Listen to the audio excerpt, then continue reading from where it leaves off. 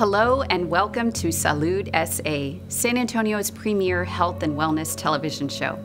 I'm your host, Anastasia, and on this show, we explore the diverse world of alternative healing and wellness. Each month, we feature interviews with local entrepreneurs who have created unique businesses centered around mind, body, and spirit well-being. From sound therapy to infrared saunas, vegan cuisine to children's yoga, gardening, and beyond. Join us as we dive into the stories behind these innovative businesses and discover the transformative power of alternative healing modalities. This month, I'm interviewing David Ritchie, the founder of Breathe for Wellness, a nonprofit organization dedicated to spreading the transformative power of each breath. David believes that we can create positive change in our lives, our community, and society as a whole simply by using the full capacity of our breath. Join us as we dive into this profound impact of conscious breathing.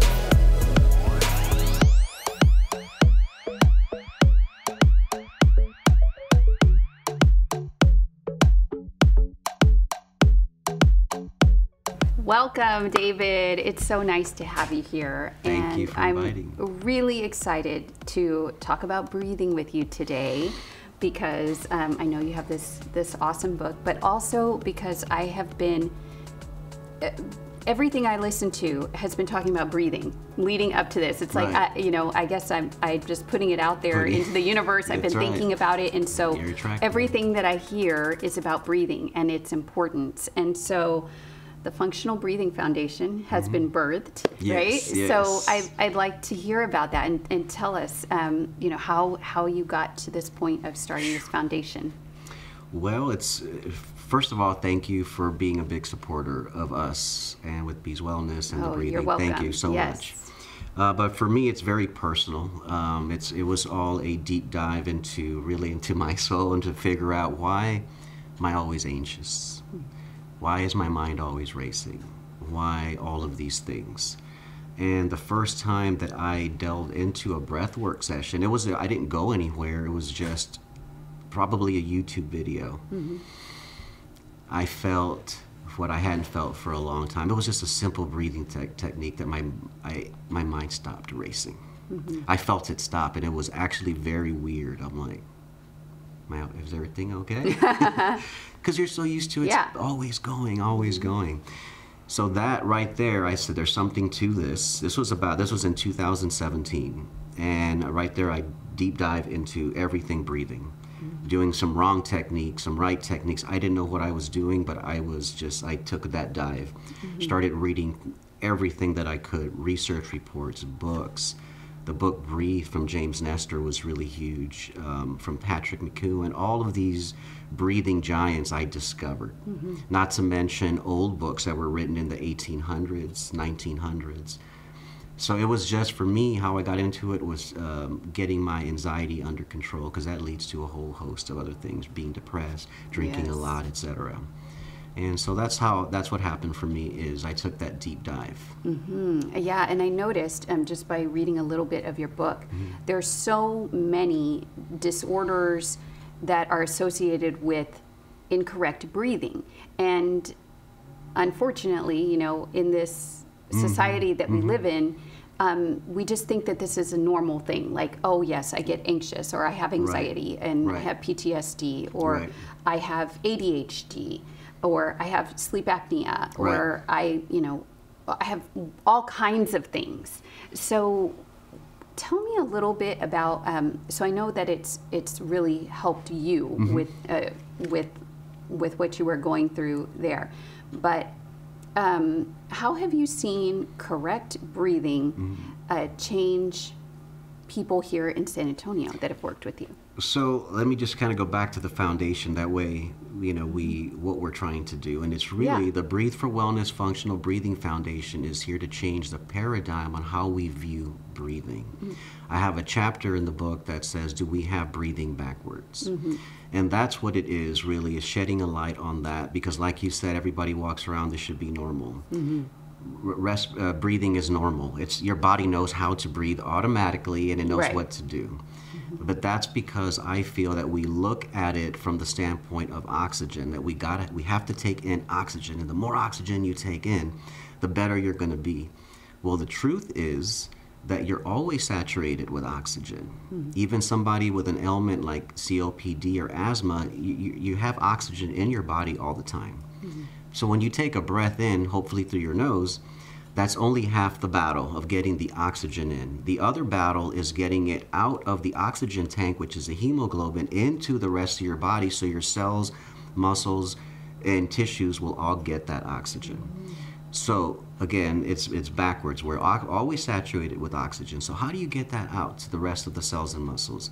This is where carbon dioxide comes in. And all we think of carbon dioxide is from the environment. It's bad. We expel it because it's bad. Actually, it's not bad. We need carbon dioxide in our bodies so that the oxygen can be released from the blood cells into the rest of your body. If not, it's just trapped there. Oh, we don't Does want that make sense? It's Yeah. it's in your oxygen. I call it the oxygen tank.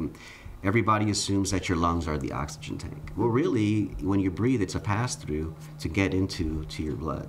Wow. And then to get it out of the blood to the rest of your body. That's where we don't have that in our society, that normal, that carbon dioxide is so important. Yeah, definitely. And maybe not as technical, but as a woman, I was talking to you and talking to my husband about this, but you know, I always thought it was breathing properly, right? And you're always told to like suck in and we were talking about that, yeah. Sit up straight, Right. you know. And when you do that, you're holding your breath a lot of the Yes. time, and you just start to unconsciously hold your breath. And it wasn't until I was like probably 32 or 33 that I started to realize that I was doing that, and I started meditating, and that instead of on the inhale really ballooning out the stomach and on the exhale contracting, I was doing it the opposite way, like completely opposite. And I was like, this feels wrong. Right. But I knew that the meditation technique was correct, you know? So but I mean, for 30 years, I've been breathing backwards. I've Right. been holding my breath. Like that can really do some damage to your body. Yes, so let's talk about like what functional breathing actually is then. What Yeah. functional breathing is really, it's nasal, it's light, it's quiet, and it's diaphragmatic. That is functional breathing. The unsettling truth is if you cannot complete an activity like just walking or exercising or just sitting there or sleeping by exclusively breathing through your nose, you have dysfunctional breathing, period. The good thing is, it sounds worse than it is because you can start reversing that. And the first step is to be aware. Yeah. So Yeah. consider yourself aware. Yes. Now it's the knowledge and why. So like you were just saying, and as a society, I think, not just women, but mainly, you got to suck it in, well, that is making you breathe through your chest more. And as soon as you start breathing through your mouth or with your chest, you're activating the fight or flight. That's it. You can't stop it. Your mouth breathing is for emergency purposes only. In or out. So Yeah. as soon as you breathe through it, your brain's like, what's going on? All right, let's drop adrenaline, let's drop sugar, and let's get ready for the tiger. Yeah. So the only reason you should be breathing through your mouth is if a tiger comes around the corner. Right. Then, other than that, through your nose. Yeah. Wow. So, okay. So we get awareness out there. We know we need to breathe through our nose. You also mentioned some really interesting things about mouth breathing and what it can actually do to your jaw, the structure of your face, actually. Yes. Could you tell me a little bit about It's that? called a mouth breather face. So, how can I start this? Like, we're always told, like for crooked teeth, that you're kind of born with your mom's small jaw and your dad's big teeth, and they get crooked. And really, that's not the case. If you were to dig up our ancestors, their bones and their skulls, you would see that none of them have crooked teeth. That is a fairly recent phenomenon for us as a species. Really only like 400 or 500 years ago that we started getting the crooked teeth. And the reason for that is processed foods and not chewing properly. There is a proper way to chew to maintain nasal breathing. So if you are not maintaining nasal breathing, you're probably breathing through your mouth. Think about your tongue. If you were to say the letter N, your tongue ends up right behind your teeth. You close your lips and your teeth. Your tongue is a scaffold for your teeth. So if your tongue is not to the roof of your mouth and it's down, your palate starts narrowing and you get crooked teeth. Wow. That's really what it's from. It's from chronic mouth breathing, not to mention when you're a mouth breather, your cavities. You know, dentists, they know this very well, that mouth breathing leads to cavities, leads to crooked teeth. The connection just wasn't made that it leads to anxiety, I feel. I mean, it's there, but it's, you know, it's everything so compartmentalized. But yeah, because it seems like you're just kind of pushing your body into hyperventilating. Yes, that is absolutely right. Nobody wants that. Right, right. There is a perfect breath. There is kind of, you know, our ancestors know about the perfect breath. It's embedded into chants and prayers. In modern research, they have determined that the perfect breath is a 5.5 second exhale and a 5.5 second inhale. Really? Which happens to coincide with those chants and prayers. It's absolutely amazing stuff. So if the perfect breath is 5.5 seconds in or out, that means that you're taking like 5.5 breaths a minute, or you know, whatever. Is that right, per minute? And the recommended is 12 to 18 breaths per minute. So from my experience, we're always hyperventilating if we're told we should be breathing at 12 to 18 breaths per minute. Yeah. Because then your mouth. So that's fight or flight. Rest and digest is just a...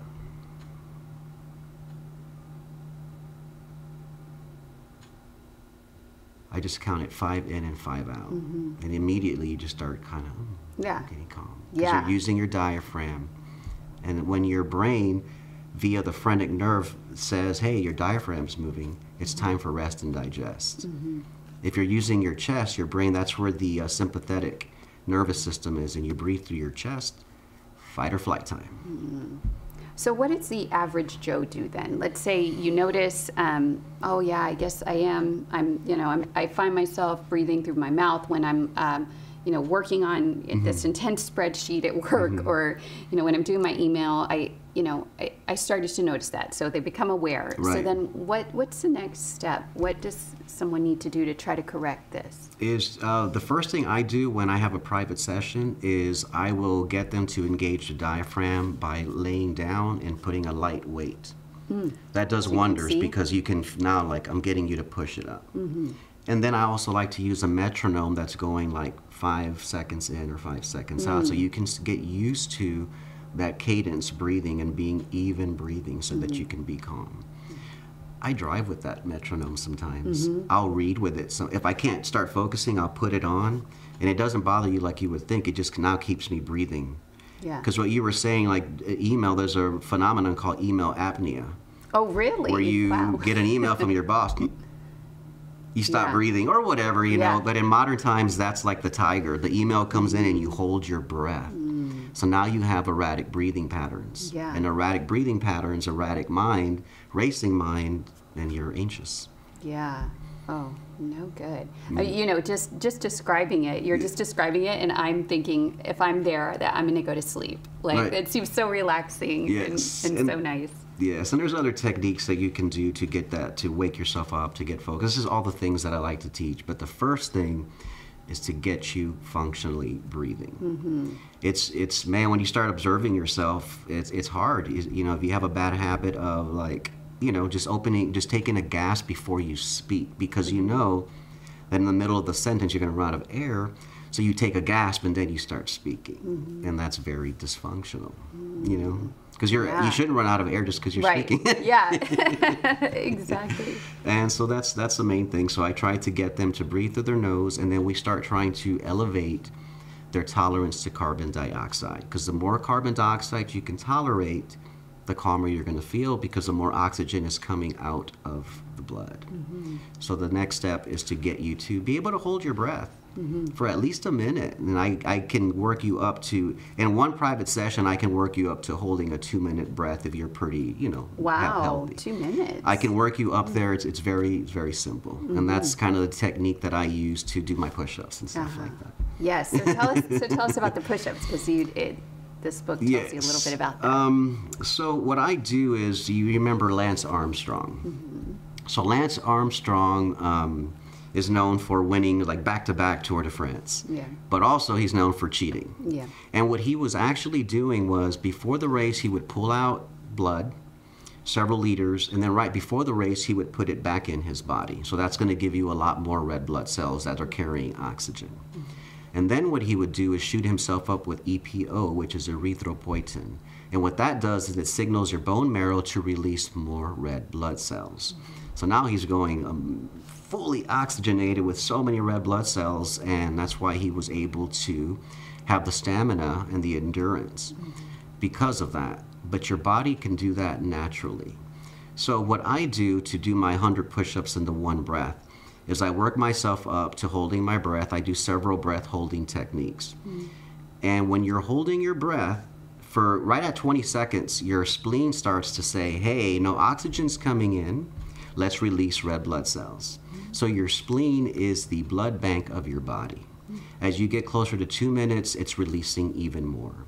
So by doing a series of breath holding, and I don't want to really go all into it, but it's a series of breath holding that I lead. It takes me about 25 minutes to get up to it, to be able to do the push-ups. The next thing when you're holding your breath is your kidneys say, hey, no oxygen's coming in. Let's send a signal, let's produce EPO and send a signal to your bone marrow so that you can produce more red blood cells because no oxygen's coming in. So your body's doing that naturally.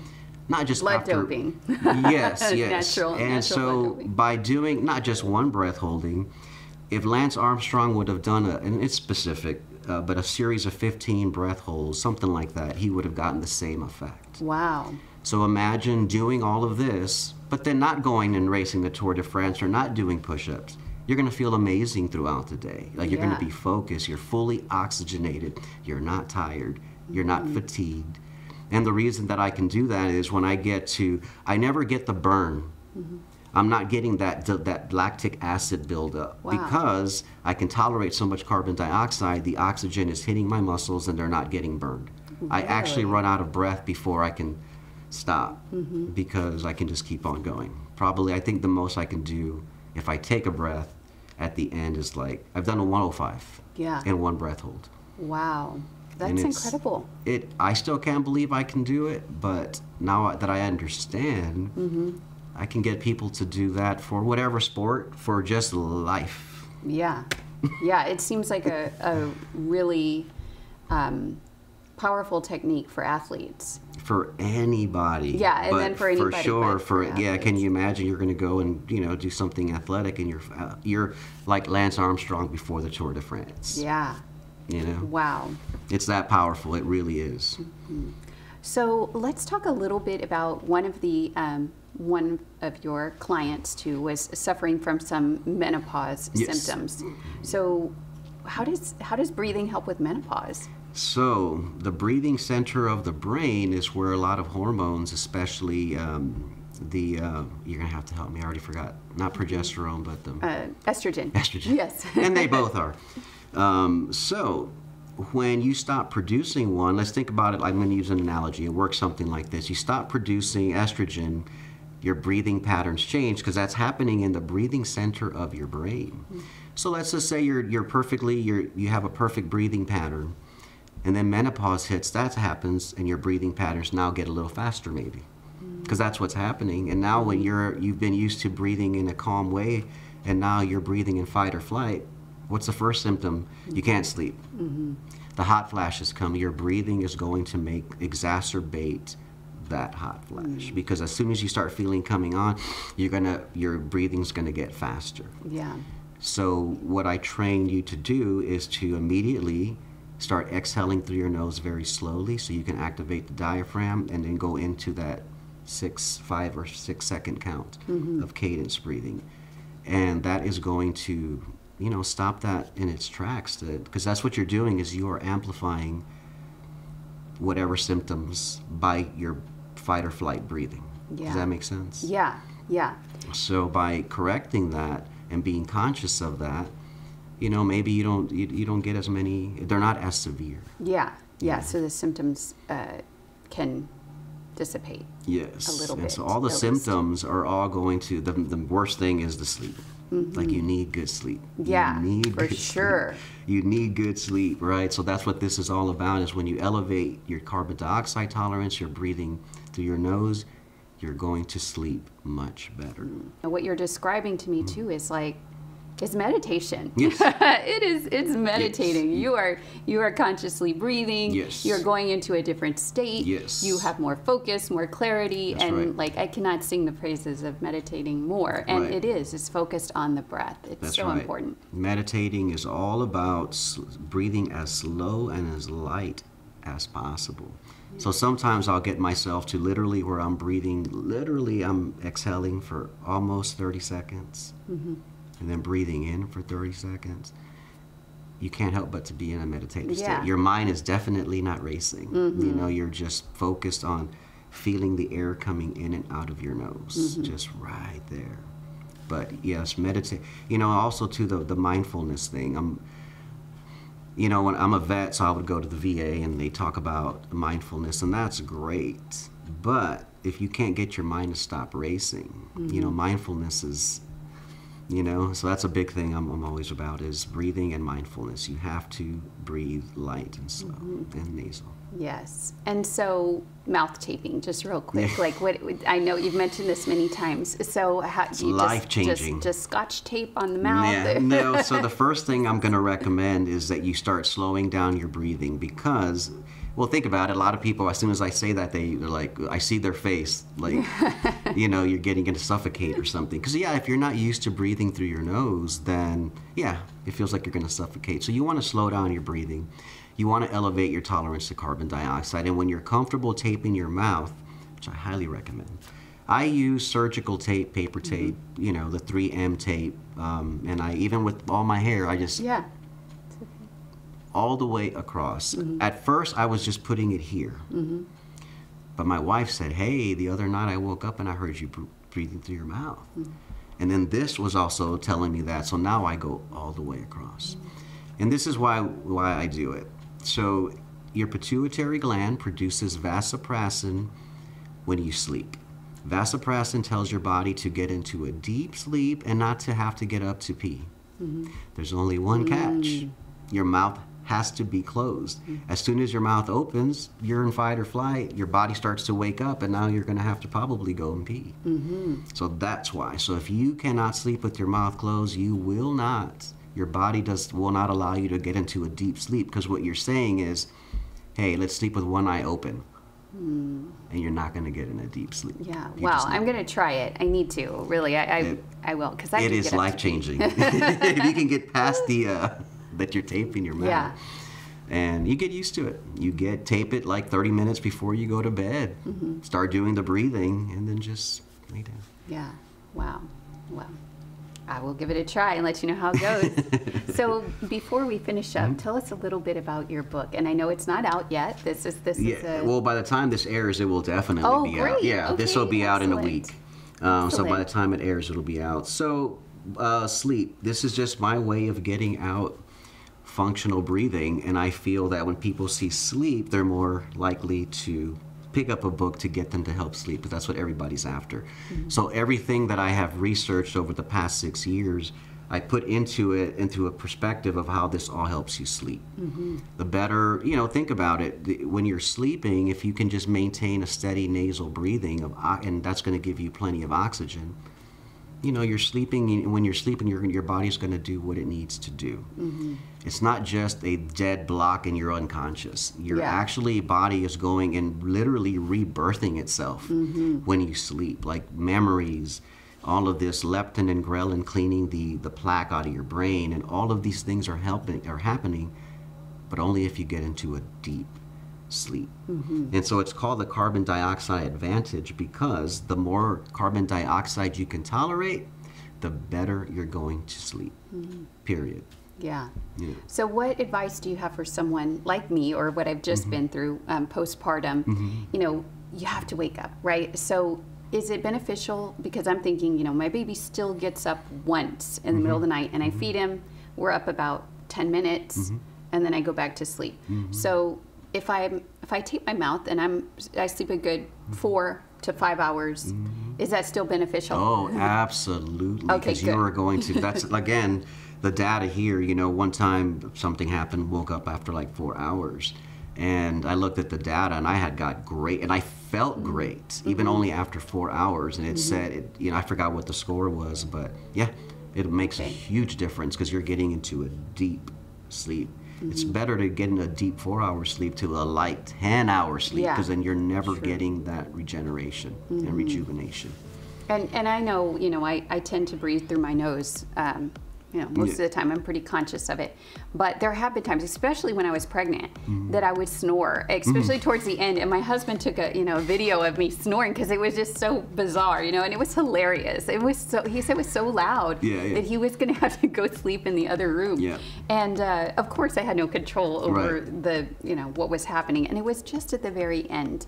But as soon as the baby was born, it went away. So that was good. I don't, you know, I don't typically snore, but I think the taping will definitely help. For sure, I can't, you know, the sleep, if you have sleep apnea, I mean, you gotta get that fixed. And the way you get that fixed simply is by starting to breathe functionally, really. That's all that it is. You're not used to sleeping with your mouth closed. Well, let's get you breathing slowly through your nose so that you are comfortable taping your lips. Ask somebody who uses a CPAP. And they'll tell you they sleep very good because what's it doing? It's forcing oxygen in their nose. Their mouth is staying closed. But even people with CPAP, and I'm not suggesting that you do this, go see your doctor, but many people that have come through my classes that use a CPAP have now told me that they don't use it anymore, that they just tape their lips. So, great. Yes. That's amazing. What an improvement to not have to wear a mask to bed. And Yes, and if I could just share like one last thing, you know, the reason what made the foundation, the V8 moment, I could have had a V8 moment, was that I noticed that my granddaughter was a mouth breather. And so, of course, you know, my daughter started implementing all of the techniques, even the mouth taping. And so you can see the you know, she's getting better. Because what's happening, she had a chronic cough. Asthmatics, you know, that's the main thing, is your tolerance to carbon dioxide is too low, and you're not producing enough nitric oxide, and nitric oxide is produced by breathing through the nose. So then we started seeing improvement, and then she went to school, and then I'm like, everything that she has learned is going to be lost at school. So that's when it hit me. We need to get this into every school. So my goal is to get 4 breathing breaks into every school. Oh, definitely. Right after the Pledge of Allegiance, let's start breathing with the metronome, and you'll have a whole different, you'll have different kids in your classroom. And I think we're slowly moving in that direction with the, you know, ever since the pandemic hit and mental health awareness is more in the forefront now. I think we're slowly getting there because I've been rooting for that for like 20 years, my whole time as an educator. And now working with adults, we do it with adults. I mean, we do breathing. We do 3, it's not exactly the same, but 3 very deep intentional breaths at the beginning of our class. And they love it. Everybody loves it because they're focused and they're ready to learn. The main thing is like the kid, you know, the whole ADD thing for me, you know. I don't think it's their breathing pattern disorders that can be corrected, because the ADD is just a racing mind. It's a constant. Everything's getting your attention.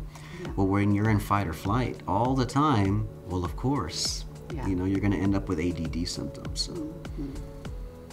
Well, David, where can people find you? I know maybe right now you don't have... Yes. So again, by the time this comes out, the website will be ready to go. Okay, so it's going to be, it's breatheforwellnessfoundation.org. Okay, awesome. .org. So yeah, I almost said oxygen. Excellent. Yes. Okay, well, thank you so much for being here. Thank you so much. Thank you for your work, and go out and spread the word. Yes, thank you for helping spread the word. Yes, of course. Thank you.